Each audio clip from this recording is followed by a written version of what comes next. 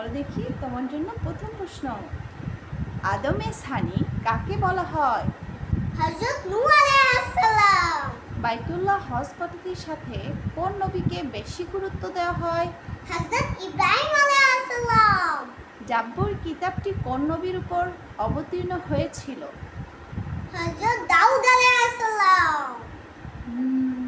নারীদের মধ্যে কে সর্বপ্রথম শহীদ হয়েছিলেন? হযরত সুমাইয়া রাদিয়াল্লাহু তাআলা আনহা। কোন নবী সর্বপ্রথম অক্ষর জ্ঞান দান করেন? সিদ্দিক।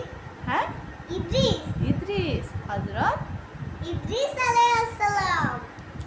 হযরত ইব্রাহিম আলাইহিস সালাম ছাড়া কোন নবীকে আল্লাহ তাআলা বৃদ্ধ বয়সে সন্তান দান করেছিলেন?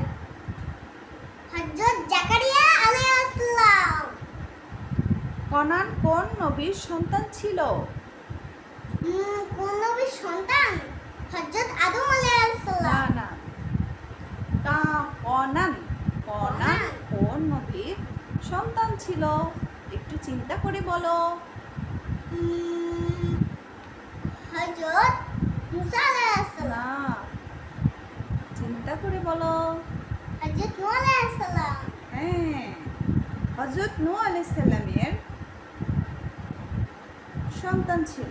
হযরত মুসা আলাইহিস সালামের যুগে কাফের কে ছিল বলো তো? ফিরাউন। ফিরআউন। এখন তুমি আমাকে বলো, রাসূল সাল্লাল্লাহু আলাইহি সাল্লামের কবর কোথায় দেওয়া হয়েছিল বলো তো? হযরত আয়েশা রাদিয়াল্লাহু তাআলা আনহার ঘরে।